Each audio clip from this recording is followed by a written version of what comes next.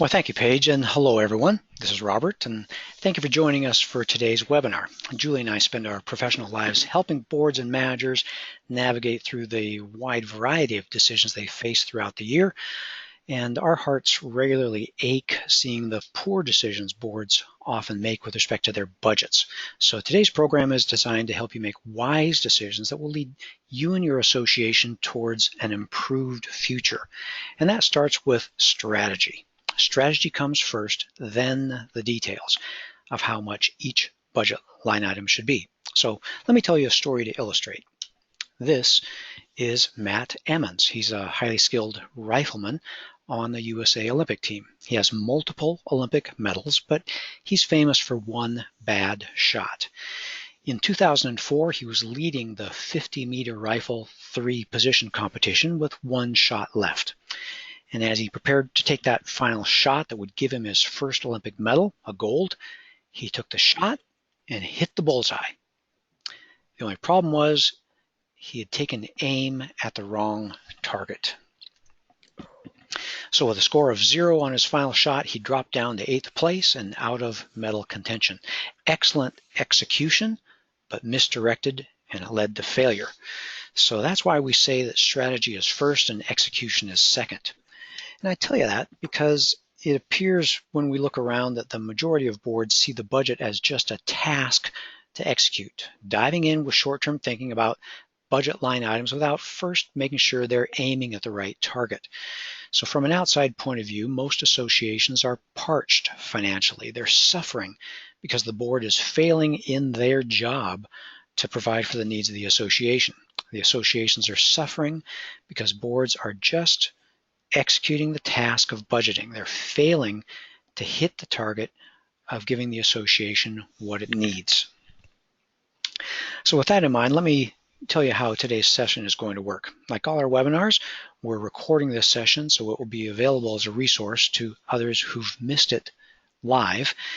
I hope you're ready to take some notes, but want to let you know that we'll be sending an outline of today's program to everyone who fills out a brief survey at the end of today's session. That's where you get to tell us what you liked most about the program or give us ideas for future programs. We can continue to help you point towards success. Well, this is a live presentation and everyone has been muted to keep the background noise to a minimum, but Julie and I enjoy hearing from you. So if you came with a question or if at any time you have a question that arose due to something we've said, just type it in the dialog box in your control panel that looks similar to the one that you see on screen. Paige is going to be monitoring that through our session today and select from those at the end during our Q&A session. So now, let's check to make sure you're ready to get started. Grab your mouse and click the hands raised icon on your control panel that looks like the one that you see on the screen. So if you're ready to go, give me a hands raised click. And I look at the list and we are getting hands all up and down the list. Thank you very much. Okay, I'm going to click hands down. And Julie, I think they're ready. So hang on, I got work to do here. All right, so talking about strategy, what are the attributes of a successful budget? Well, thanks again, Robert, for having me on this webinar. I think this is our third or fourth one we've done, and they've always been really great. A lot of great information for managers and boards alike. So in talking about the successful attributes, excuse me, of a budget, the number one, and this is the goal, is that the association has the cash it needs to function. And that includes reserves as well, operating in reserves. You know, boards need to remember that their primary responsibility, what they are charged with as fiduciaries or trustees, is to preserve, protect, maintain, and enhance the assets of the association, the hard assets and the financial assets. You're not there to keep assessments the same for 10 years, you know, the status quo, or to, you know, keep the neighbors happy because you did that. It's not what you're there for.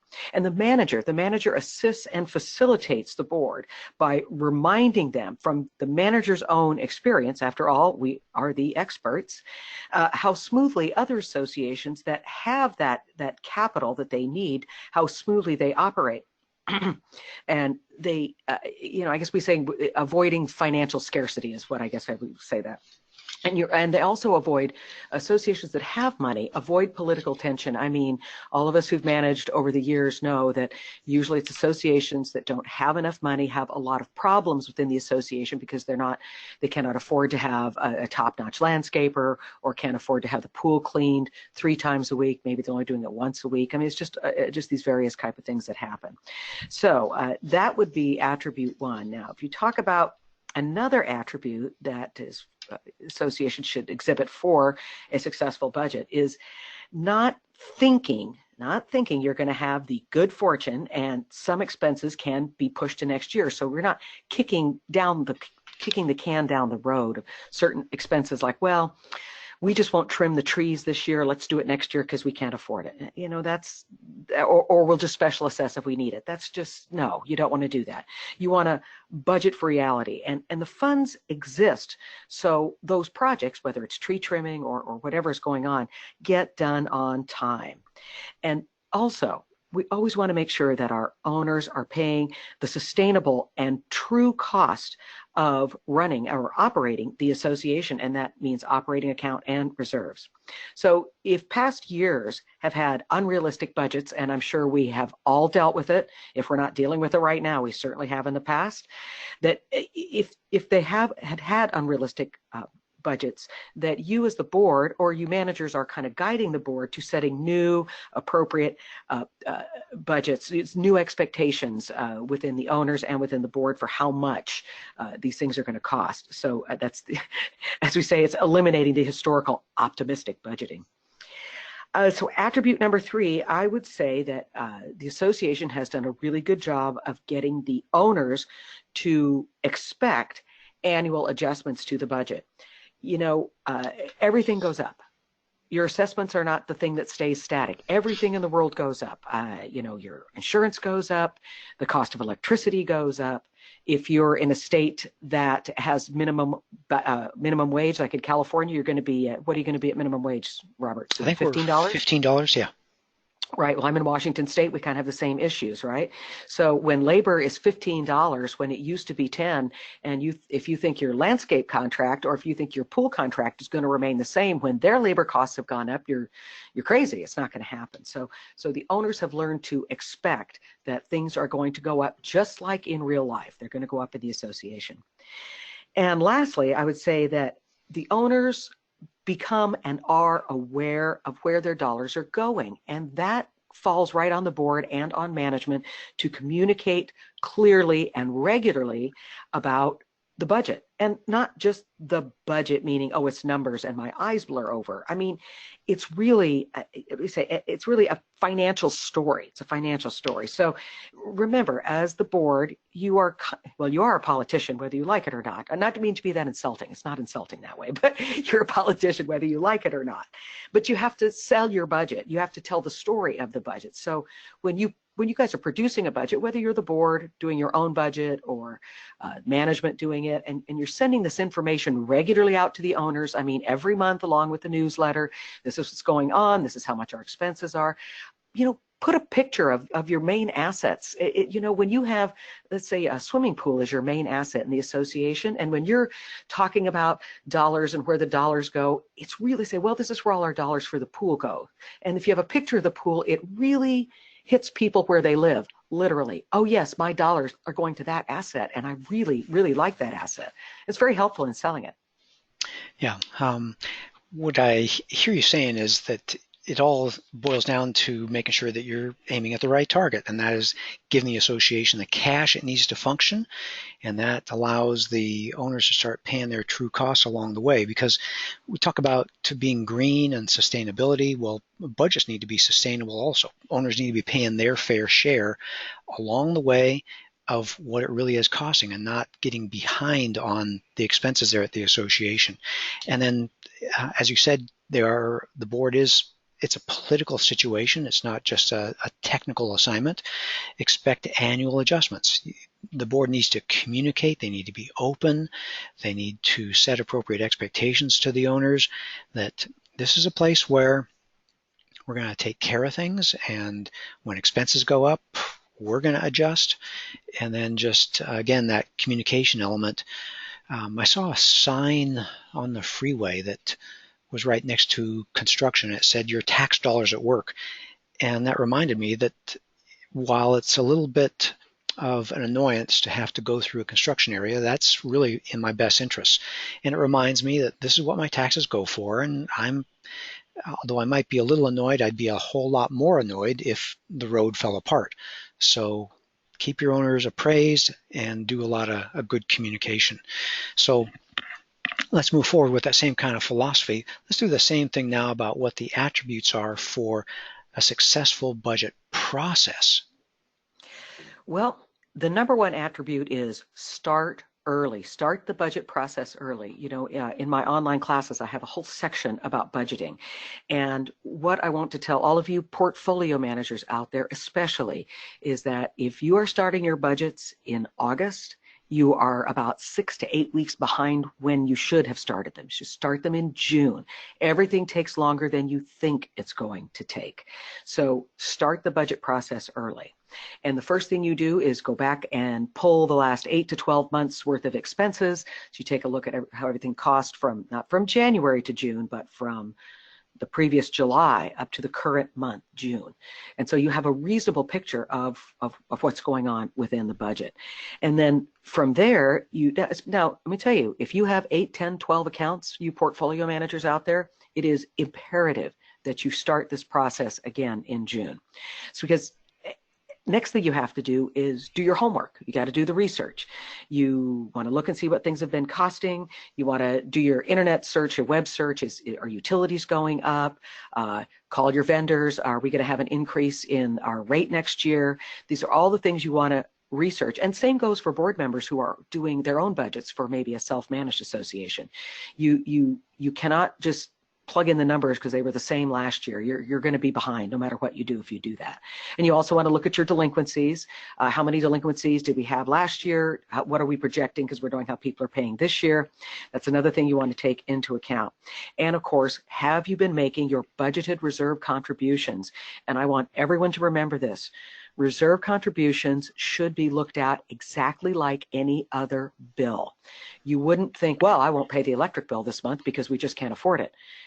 You wouldn't do that. The reserve contribution is just another bill. So always remember that part.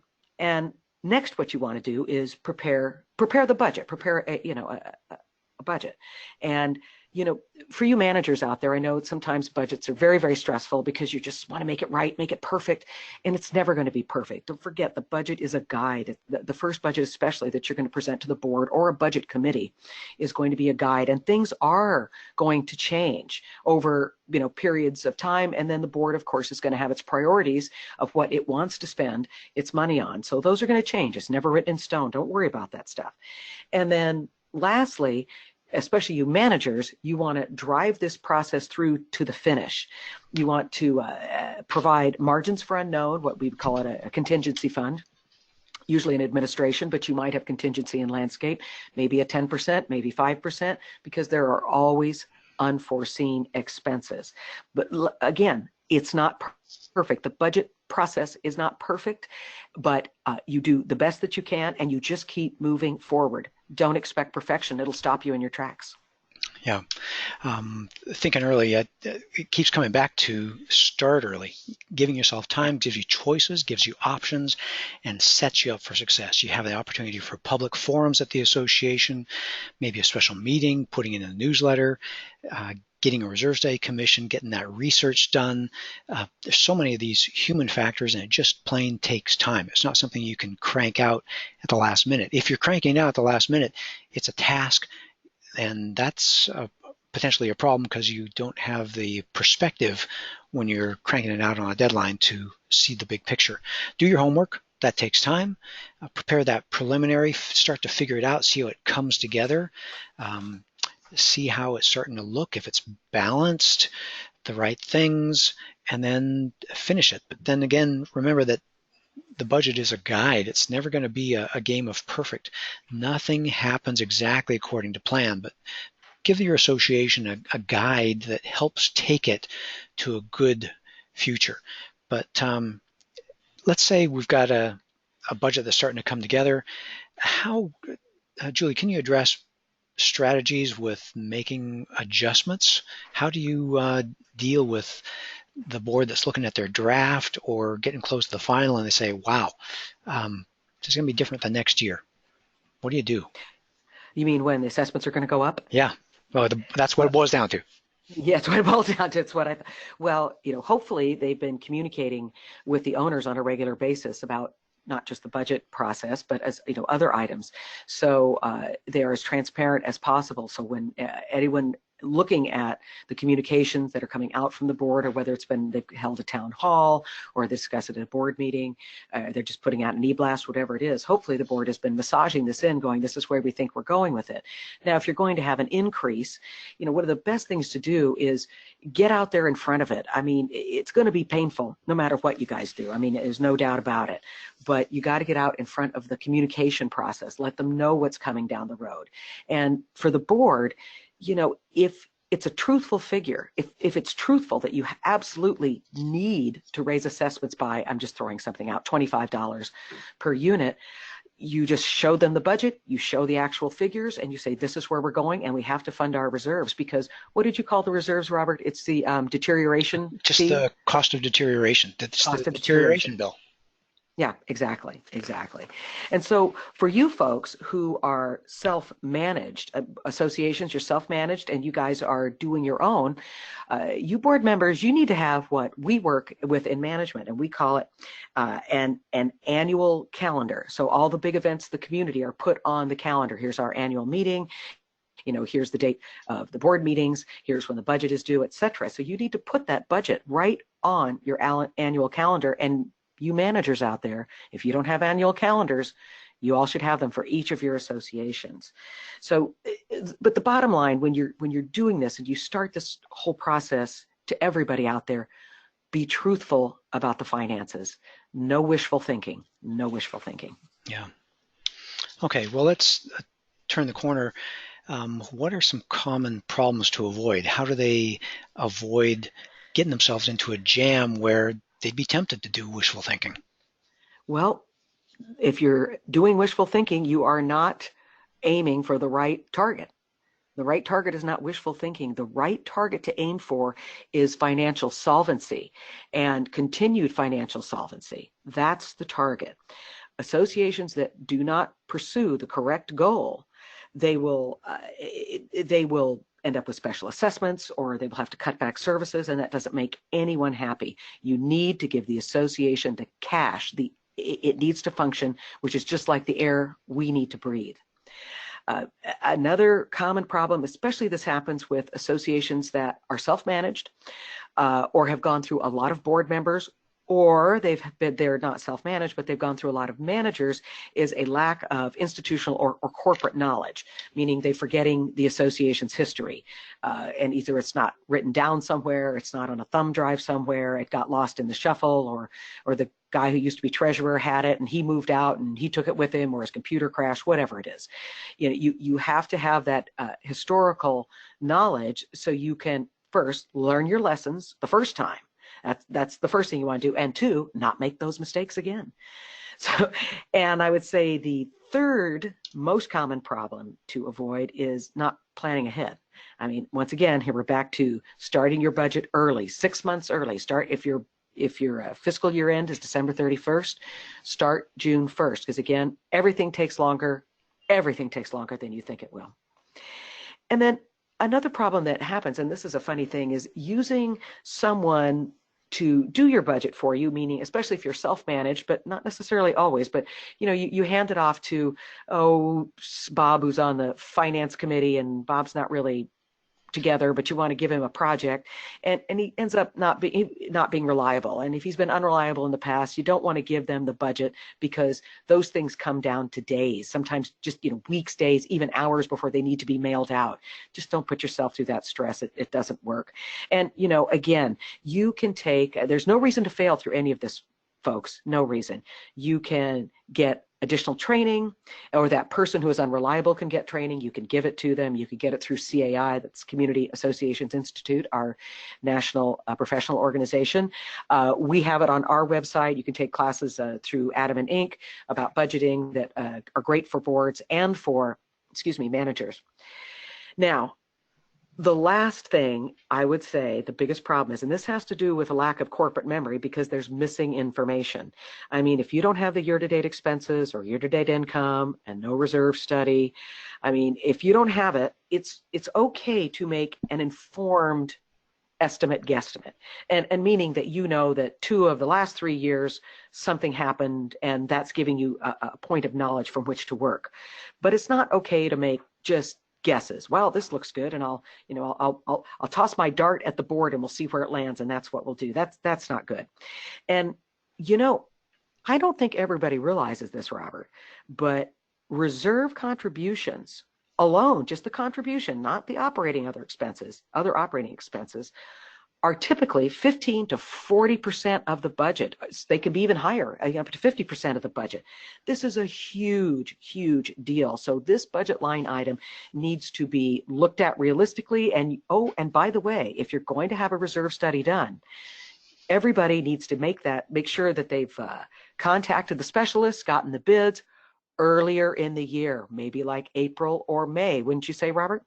Well, yeah, we tend to get the sweet spot 6 to 8 months in advance of the fiscal year end. People lining us up, starting to evaluate the reserve study provider, and then selecting the reserve study provider, launching that task, and hopefully then the results end up arriving to the board at about the time that the board is mid-process on the budget development. So it comes together if you start early. Exactly. And one other point I wanted to make with this, to everybody listening out there, don't rely on meeting just the state minimum legal standards. And that, maybe you have to update every 3 or 5 years. Associations, and this is a phenomenal statistic, associations who update their reserve study annually enjoy approximately 30% fewer special assessments than those updating their reserve study every 3 to 5 years. That is an astonishing statistic. Yeah, it's a big deal for associations that are caring about such a big budget line item. They end up having much more success keeping that on track and avoiding the problems of drifting and then finding out 3 or 5 years downstream that, whoops, we wished we would have known better and adjusted our contributions, and all of a sudden they find themselves into a special assessment situation. So that's a big deal. It's all part of the gathering the information, getting it together, and making informed decisions so you're not going blind on things. So again, I'm writing down my notes here. This is not a game of happy. Trying to keep the assessments low, yeah, that might sound like a good thing, but the flip side is if you're keeping the assessments low, you're starving the association of the funds it needs. It's like that picture of that man in the desert from a few minutes ago, and you're going to have balconies that start to crack and become unsafe. You're going to have a pool that doesn't look attractive. The landscaping doesn't look good. The lobby door doesn't latch, doesn't close. There's just a lot of other bad things that start to happen. So it may be time to raise the assessment. It really truly is the lesser of two evils. So don't think that just keeping the assessments low is going to result in a good thing. Forgetfulness, that notebook, keep the records, remember so you don't repeat mistakes from the past. Everything takes time, so plan ahead, and then pick the right people. Delegation is good, but not to a committee. Often we hear about, oh yeah, the committee's working on it, but someone on the committee is on vacation and someone else is on the committee and their computer's down and end up not getting things done. So if you assign something to a committee, make sure they are working on schedule. And that lack of knowledge, that's a big problem. Julie, I think you said it. It's okay to put together an estimate if that indeed is the best number that is out there, but don't ignore reality. Don't just go the cheap shortcut and ignore the reality of what things have been costing over the last few years. Hopefully you have a notebook or something like that on hand that can help and give the association that heritage, that history, so you can gradually make better and better and better decisions along the way. Well, I touched on the issue of a notebook, but are there some other hints that we can share with our audience that can give them those tips so they can leave today saying, aha, I learned something good? Good. Yes, we're going to learn a lot of good things here today. So the first thing I would tell everybody is to stay focused on your goal. And the goal is not to keep assessments artificially low. It's just not. The goal is to keep the association financially solvent so it is able to meet its operational and reserve contributions. It's just what you have to do. You have to. Don't forget, you board members out there. You are charged as fiduciaries and or trustees with preserving, protecting, maintaining, and enhancing the common assets, and that includes the financial assets of the association. You must deal with the truth of the expense history and the reserve needs. And always you might want to provide a little margin, like, again, a contingency place, somewhere in administration. So you provide yourself just a little bit of breathing room. When it's very, very stressful when you're just barely making your bills every month. Very stressful on the community, very stressful on the board who has to tell, well, we can't have this done because we just don't have the funds right now. It's, as much as they don't want the raised assessments, they sure don't want to hear that from you. And another really important thing to do is communicate. I mean, I talk a lot about this in other presentations that I do. And communication is absolutely everything. And you don't just communicate once about the budget. You communicate over a period of time. That means something about the budget, something about finances should be in every single communication that goes out, every newsletter, if it's once a month or every other month, every e-blast, whatever you do, however you get out there, you need to talk about it. You need to tell them what's going on. The financial story needs to be told and put in a picture. There's the pool. Here's part of the financial story. And, your owners don't want surprises. They don't want surprises. They want to know this is going on ahead of time. And for you board members, politically, it's much better for you when you can say, well, for the last 12 months, we've been talking about this in our newsletter under, where the finance committee's report or whatever it is. You want to be able to do that. Look, whatever you're using, communication is everything, because when there's a communication vacuum, it gets filled by something, and usually that is not very productive in the association world. It's usually filled by, well, gossip and rumor, which grow exponentially around cocktail time. You may have all noticed this. Yeah. It's how it works in the business. All you managers, I heard you laughing out there. Okay. So, and next, again, start early. It's the simplest thing I can say, but it's extremely important, especially you managers out there. If you have 12 budgets to prepare, you better start in June, 1st of June. Do not wait until August. You'll be so stressed and you will be behind the 8 ball. So start those preliminary budgets. And the boards out there, you guys, you need to have a longer perspective. I mean, I know most of you are only on the board for, 2 years or 3 years or maybe 1 year, and you're thinking, "Ooh, I want to get out of here before I get ripped apart." But you got to have the bigger perspective of the community. And if you've never had a strategic planning or set a 3 and 5 year goals, you really should do this as a board so you're all moving forward in the same direction as best as is possible. You want to set yourself up for success, not just this year, but you want to set yourself up for success in the years coming up. And so, let's just say your association needs to increase assessments. Now, they need to do it, and you guys, you're the board that's going to take the bull by the horns, and we're going to make this happen. But, oh boy, you just don't want to raise it the $50 it needs or whatever. Start small. Take, how do you eat an elephant? One bite at a time, right? $10 a month. Just raise everybody $10 a month or $15 a month. And then the next year, another $10 a month as it starts to get people used to this, and then continue to tell the financial story of the community in all of your communications. It's difficult to solve a problem that took place over many years. You're not going to solve it overnight. I mean, that's what I want. It's just difficult to solve it overnight. You're not going to do it unless you special assess everybody, thousands of dollars. And of course, you're not going to do that. It'd be horrible on people, and you don't want to live through it. So $10 this year, $10 next year. So it will take you time to get there, but start. The journey of 1,000 miles begins with the first step. Yep. That's what you do. And the bottom line is here, folks, you're dealing with the truth. You must deal with the truth. You cannot deal with wishful thinking. As I tell people, I have a pen, not a wand. So I'm not granting your wish, but you need to deal with the truth. And lastly, here's something that we talked about last year, Robert, and it's about budgeting for the majority. What's the other saying is that the good of the many outweigh the good of the few. Something like that. Can't, yeah, that's a Star Trek reference, I think. Sounds kind of Vulcan. It is. I think that actually is. It's who said it. But here's the thing, folks, is that I know how I'm on my own board. So believe me, I understand this. But you can't budget, thinking that, oh, Mrs. Smith over here in condo 2A is on a fixed income and she's not going to be able to afford, an increase in assessments.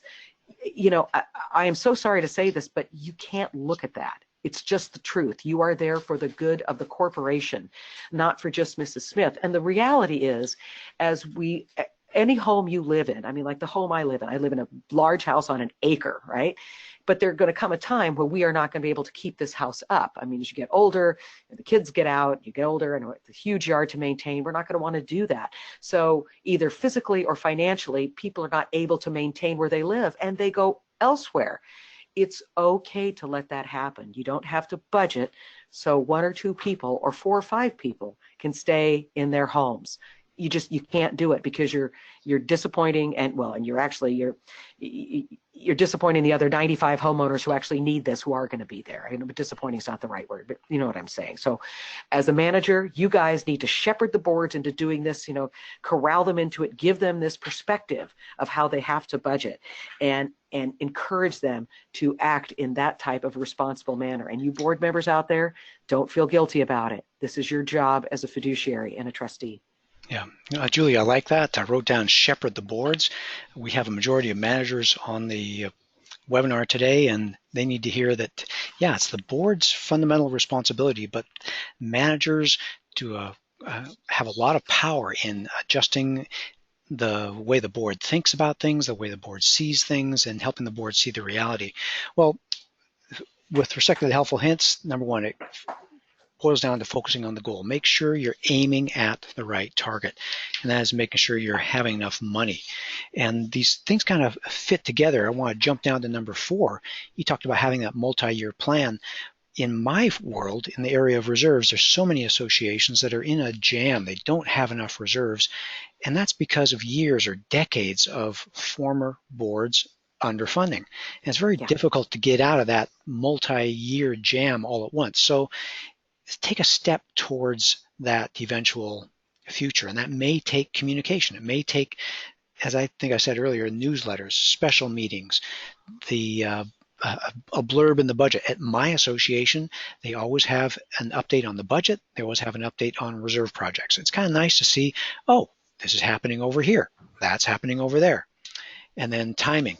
You can't have success if you don't have enough time. You have choices when you have time. So have that multi-year plan, deal with the truth of the situation, and budget for the majority. When you're dealing with the truth, I liked what you said about you have a pen, not a wand. Yes. You're not working magic here. You're just trying to say, okay, what does the future look like? What does our multi-year vision look like? And budgeting for the majority. When I think of that, I think you as a board are making your decisions for the board. Now, every homeowner makes their decision about how they want to spend their money. If they want to get a new car, if they want to increase the number of channels they get on their cable system, if they want to go for faster internet speed, they get to make their decisions. You as a board need to make your decisions. So set the budget where it needs to be, and let them decide if they want to stay in the homeowners association. Your job is to make your decisions. Let the homeowners make their decisions. And so, boy, I think you and I could sit here if we were at a table. Yeah, we could sit talking a whole lot more. And that's what kind of, I think, originally got us to this program, is we were talking about this over a meal somewhere and realized, wow, there's a lot of material here. So there is a limited amount of time. So I want to point you on to some additional resources. You can always go to the Adamen Inc. website, Adamen-Inc. And a quick one for you to do is, if you haven't signed up already, click on her HOA Manager Newsline tab there. You see it highlighted. and sign up for Julie's newsletter. That's a great free way to get some of her insights on a regular basis. And you can see also all the other resources she has: consulting, training for management companies, managers, associations, many things that she does. So get your association set up for success. Look at Julie's website and see if there's some great things that she has to offer that will fit for your association.